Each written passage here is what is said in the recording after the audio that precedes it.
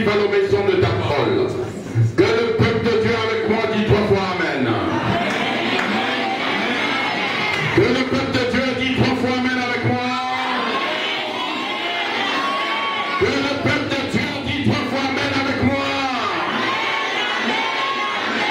Que mon Dieu bénisse l'assemblée des saints. Alléluia. Je bénis le Seigneur pour vos vies. Quelqu'un dit Amen. Je bénis le Seigneur pour ta présence dans cette salle. Quelqu'un dit Amen. Alléluia. Alléluia. Avant de commencer mon message, je voudrais modifier certains programmes. Alléluia.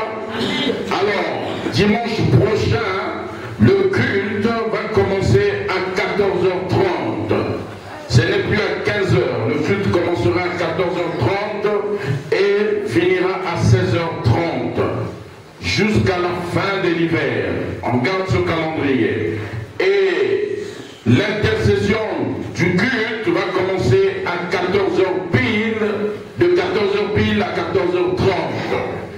Et mardi, vendredi, au lieu de 18h45 à 20h, nous sommes ici de 18h pile à 19h45. Est-ce que je me suis fait bien comprendre? Alléluia. Alléluia. Donc vendredi on était ici. C'est une décision qu'on a tous pris ensemble ici. Alléluia. Parce qu'aujourd'hui, être un homme de Dieu ou un pasteur ne veut pas dire que tu es patron, toutes les décisions doivent te revenir à toi seul. Il faut demander aussi l'avis de tout un chacun. Alléluia. Et le vendredi, on a parlé tous ensemble, les personnes qui étaient là vendredi. On a dit 18h pile à 19h45. Alléluia. Alors je voudrais parler de la part du Seigneur. Quelqu'un dit Amen. Je suis venu parler à un cœur. Est-ce qu'il y a un cœur cet après-midi dans cette salle? Est-ce qu'il y a un cœur cet après-midi dans cette salle? Est-ce qu'il y a un cœur de chair dans cette salle? Est-ce qu'il y a un cœur de chair dans cette salle? Alléluia. Je prie à Dieu de renverser le cœur de Pierre en cœur de chair. Alléluia. Reçois un cœur de chair et non un cœur de pierre. Alléluia. Alors le thème que je voudrais partager avec le peuple de Dieu.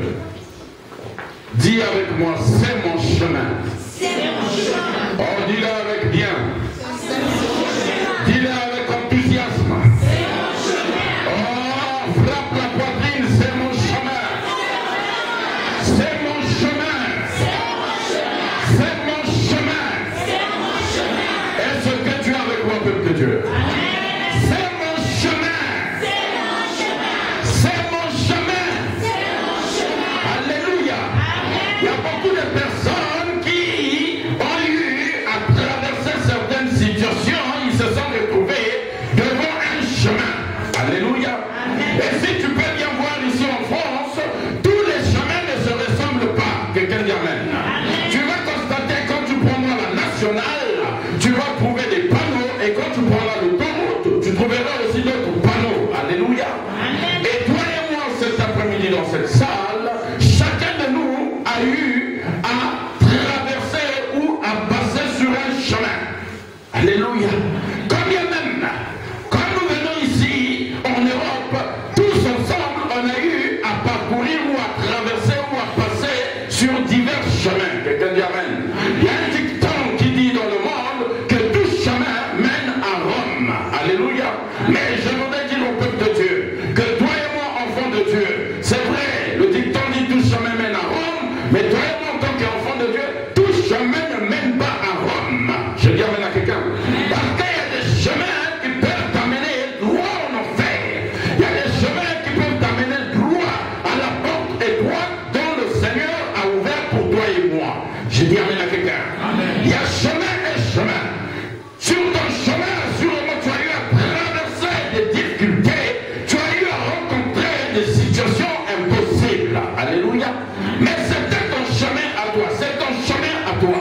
Alléluia. Ce n'est non plus mon chemin à moi. Chacun de nous a son chemin et chacun de nous a eu à traverser certains chemins. Je dis Amen à quelqu'un.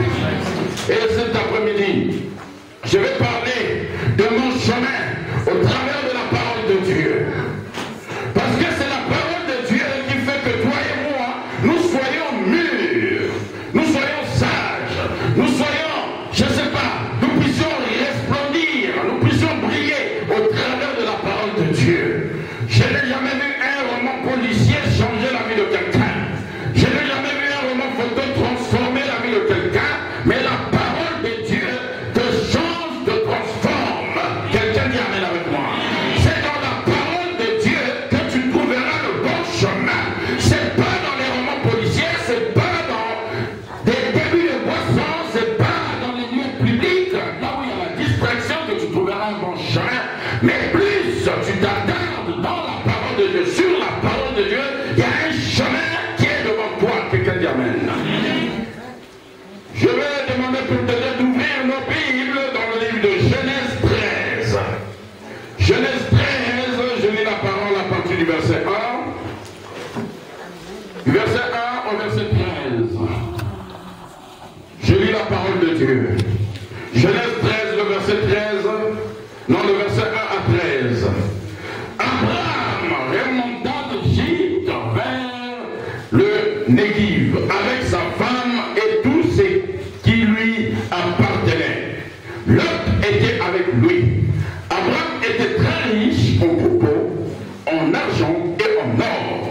Il se rendit par étapes du Néguiv jusqu'à Bethel, jusqu'à l'endroit où était sa tente au début, entre Bethel et Aïe, là où se trouvait l'autel qu'il avait fait la première fois.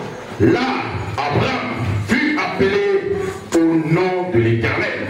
Le verset 5, Lot, qui voyageait avec Abraham, avait aussi des brebis, des bœufs et des tentes. Le verset 6, la région ne suffisait pas pour qu'ils habitent ensemble. En effet, leurs biens étaient si nombreux qu'ils ne pouvaient plus rester ensemble. Il y eut une dispute entre les bergers et les troupeaux d'Abraham. Et les bergers des troupeaux de Lot, les Cananéens et les Phérésiens habitaient alors dans le pays. Abraham dit à Lot qu'il n'y a donc pas de dispute entre toi et moi, ni entre tes bergers et les miens, car nous sommes frères. Tout le pays n'est-il pas devant toi? Sépare-toi de moi. Si tu vas à gauche, j'irai à droite, et si tu vas à droite, j'irai à gauche. Lot leva les yeux et vit que toute la plaine du Jourdain était entièrement arrosée, avant que l'Éternel n'ait détruit Sodome et Gomorrhe. C'était jusqu'à Tuar, comme un jardin de l'Éternel, comme l'Égypte. Lot choisit pour lui toute la plaine du Jourdain et s'est mis en route vers l'est. C'est ainsi qu'ils se séparèrent l'un de l'autre. Le verset 12, Abraham s'installa dans le pays de Canaan, tandis que Lot s'installait dans les villes de la plaine et dressait ses tentes jusqu'à Sodome. Le verset jusqu'à Sodome. Alléluia. Alléluia. Je dis amen à la parole du Seigneur. La Bible est en train de nous relater une histoire qui concerne Abraham et Lot. Je vous ai dit ici que c'est mon chemin. Alléluia. Vous allez vous rendre compte qu'il y a certaines personnes qui ne sont pas appelées à rester sur vos chemins. Il y a certaines pensées qui ne peuvent même pas rentrer dans votre vision. Alléluia. Il faut savoir une chose, que chacun de nous dans ce monde a un plan de Dieu sur lui. Chacun de nous dans ce monde a quelque chose que Dieu a mis sur sa personne. Alléluia. Mais la Bible est en train de dire, si nous repartons en arrière, la Bible me dit que Abraham avait reçu la promesse que Dieu lui avait faite. Alléluia. Et dans la promesse d'Abraham, on n'a pas mentionné le nom de Lot. Je dis amen à quelqu'un. On n'a pas parlé de Lot. Dieu a dit à Abraham, sors, regarde, si tu arrives à compter les étoiles,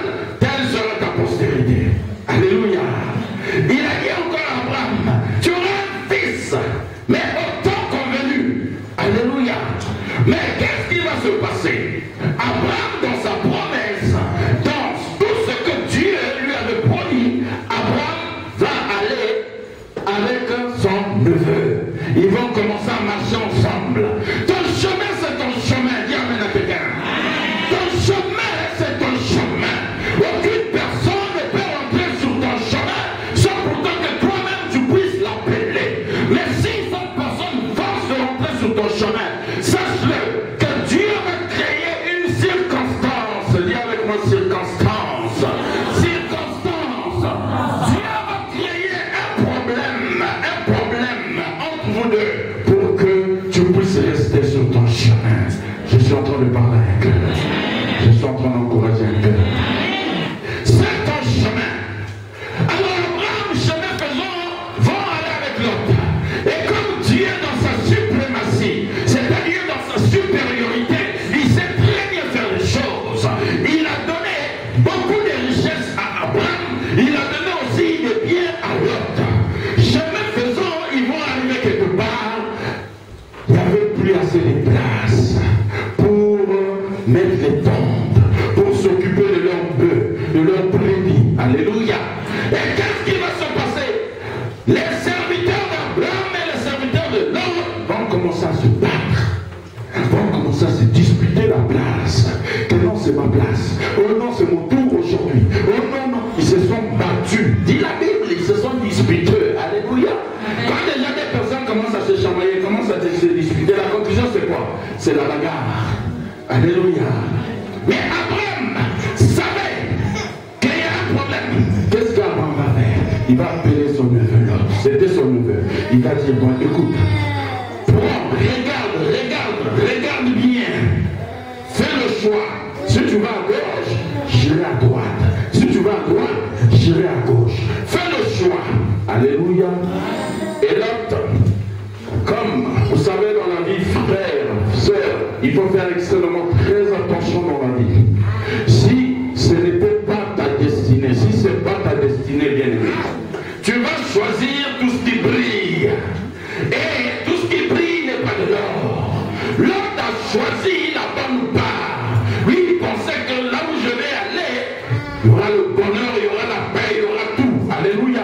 Mais la Bible est en train de me dire que l'autre est parti vers Sodome et Gomorrhe. Avant même que Dieu puisse détruire Sodome et Gomorrhe, c'est le choix de l'autre. Alléluia. Bien aimé, écoute-moi bien. Quand l'autre est parti, Abraham est resté. La Bible me dit que quand l'autre est parti, Abraham est resté dans son coin. Mais Abraham avait déjà reçu la promesse de Dieu sur son chemin. Et ce chemin était destiné à Abraham. Ce chemin n'était pas destiné à l'autre. Aujourd'hui, bien aimé, tout ce que tu es en train de vivre comme situation, comme difficulté, tu es sur ton chemin. Moi, je ne connais pas tes problèmes, tes pensées. Toi non plus, tu ne connais pas les miens. Alléluia. Ce qui fait que quand tu es sur ton chemin, bien aimé, reste sur ton chemin. Traverse les difficultés sur ton chemin. Oh, pleure sur ton chemin. Crie sur ton chemin. Ne sors pas. Ne cherche pas les coupés, couloués ou les gâtisages. Que non, je dois rentrer là pour réduire la durée de ma distance. Traverse ces épreuves. Tu es sur ton chemin. La Bible me dit qu'Abraham a utilisé sa femme, Sarah. Le jour où la famille est rentrée dans leur maison, Abraham utilisa sa femme, disant à sa femme que nous allons en Égypte. Mais quand on va arriver en Égypte et qu'on te pose la question, es-tu la femme d'Abraham? Tu diras non, je suis le frère, je suis la sœur d'Abraham. Alléluia. Commence à comprendre avec moi. Je dis amen à quelqu'un. Oh, dis bien amen. Dis encore amen. Abraham avait la promesse de Dieu. Chacun de nous ici, nous sommes en train de bafouer le chemin que Dieu a tracé sur nos vies. Ça ne sert à rien de précipiter les choses. Ça ne sert à rien d'aider Dieu. Tu veux aider Dieu. Tu veux dire non, Seigneur, ça tarde, ça dure. Je préfère maintenant passer par le plan B. Non, avec Dieu, il n'y a pas de plan B. Avec Dieu, il n'y a qu'un seul chemin. C'est le chemin qui nous amène droit à la porte étroite, qui est la porte de la vie, qui est la porte de la bénédiction. Tu veux rentrer dans quelle porte? Quelles sont les portes qui sont sur ton chemin? Est-ce que ce sont les portes qui t'amènent droit en enfer? Est-ce que ce sont les portes qui vont te tuer spirituellement? Tout à l'heure, je disais avec mon épouse, j'ai dit, c'est compliqué, je n'arrive pas à comprendre. Quand un homme rencontre une femme, soit dans des grandes surfaces, chez Carrefour, ou je ne sais pas, chez Auchan, La femme, parfois, elle ne s'était pas maquillée. La femme ne connaissant même pas la position de cet homme. Mais quand l'homme arrive, il dit, oh madame, vous êtes belle. Je vais demander ta main. Je vais te prendre en mariage. Là, à l'instant même, cette femme n'a pas de fétiche dans sa poche. Cette femme ne s'attendait même pas que le jour même, il va rencontrer cet homme. Et bien aimé, écoute-moi bien. Il y a chemin et chemin. Même dans les églises, il y a maintenant plusieurs chemins. Dans les églises, tu vas voir un chemin là où le pasteur a son équipe. Tu vas voir un chemin là où les femmes se sont réunies pour contrecarrer ou pour contredire la vision de l'église. Il y a beaucoup de chemins dans l'église. Faisons attention. Et cette femme, quand on va lui dire, non, je veux de toi, tu es belle. La femme va dire, ah oui, gloire à Dieu. Chemin faisant. L'homme va commencer à faire rentrer cette femme dans sa maison. Il va les doter. Il va honorer la femme. Curieusement, dans 2 matins, on va apprendre que non, la même femme a commencé à faire des fétiches sur la vie de cet homme parce qu'elle veut s'accaparer de toute la richesse que possède cet homme. Bien aimé, quand tu l'avais rencontré, quelle avait été ta position? Parfois tu t'es pas lavé ce jour-là depuis le matin. Tu as juste mis ton body, tu as mis ton manteau, tu es parti faire tes achats. Assurément, ce n'était que l'huile que tu t'avais acheté, mais tu rencontres quelqu'un. Alléluia. Amen. Est-ce que ce jour-là, tu savais que je m'en vais rencontrer quelqu'un? Est-ce que ce jour-là, tu savais que dès que je rencontre quelqu'un, quelle que soit sa forme ou son identité, je vais faire les fétiches? Tu savais ça? Non! Tu es rentré dans un autre chemin.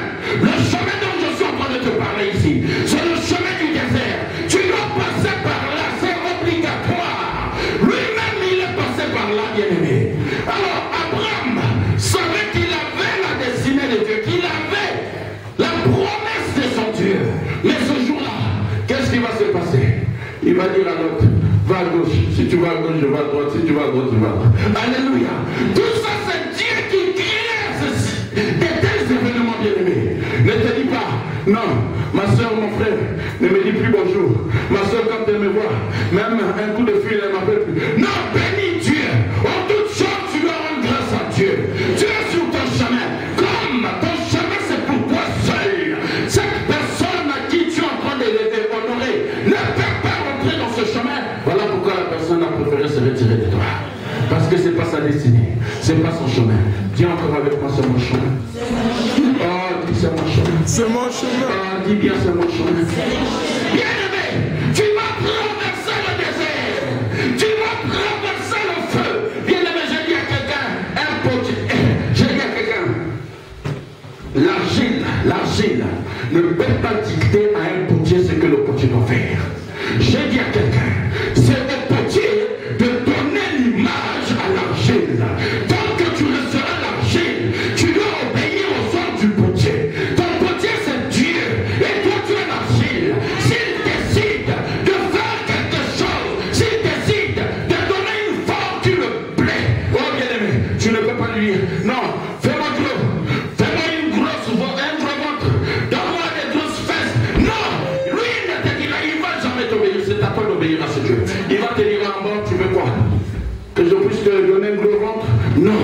Il va te faire mince à son identité. Il dit, j'ai créé l'homme à mon image. Il y a l'image de Dieu qui doit être avec toi.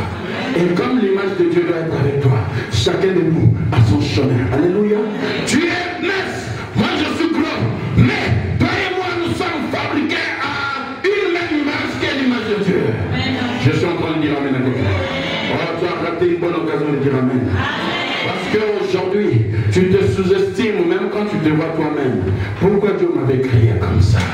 Pourquoi je suis très beau, je suis très belle? Pourquoi je suis vilaine? Tu commences à regarder les stars de la télé pour que tu puisses devenir comme elles. Non, reste sur ton chemin. Alléluia. La Bible est en train de me dire que quand Abraham s'est séparé de Lot, c'est là où la promesse de Dieu a commencé à s'accomplir. Et tu me comprends pas? C'est quand Abraham, lignée des Écritures, quand Abraham marchait avec Lot, la Bible ne m'a pas dit que le fils de la promesse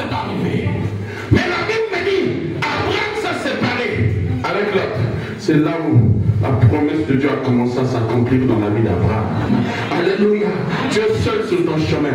Plus il y a la distraction sur ton chemin, l'accomplissement de la parole de Dieu va tarder d'arriver. Mais plus tu te sépares, sépare-toi du péché, sépare-toi des calomnies, sépare-toi des murmures, sépare-toi de l'infidélité, sépare-toi de tout ce qui est abomination, sépare-toi de toutes ces choses. Tu vas voir, Dieu va te faire entrer sur ton chemin. Tant que tu l'as demeuré, on a entendu, on a dit, tu as vu, tu as fait, bien aimé, il n'y aura jamais la pluie sur ton chemin. Parce que tu es en train de fermer une porte que seul toi-même tu détiens les clés. Amen. Oh, voilà. On ne dit pas amen. Si j'avais dit que Dieu te bénisse, que Dieu te donne, que Dieu... Tu allais voir, amen, les gens devaient sauter. Mais comme on est en train de restructurer nos chemins, il n'y a plus de amen. Il n'y a plus de alléluia. Bien aimé, l'heure est grave. L'heure est grave. Reste sur ton chemin. Ça ne sert à rien de rentrer dans la bénédiction d'une autre personne. Non. Non. Je suis clos. Mais c'est comme ça que Dieu m'a fait. Je vais faire comment? Je reste avec eux. Et tu vas me dire, non, fais le régime. Non, laisse-moi comme ça. Peut-être le régime que tu me demandes avant encore empirer les choses. Vous n'avez jamais vu ça? La personne en plein régime de maigrir, mais vous voyez ce jour. Vous voyez son ventre en train d'avancer. Mais qu'est-ce qu'il y a? Je fais le régime, ça ne marche pas. Tu as voulu aider Dieu, tu as voulu rentrer dans le chemin de quelqu'un.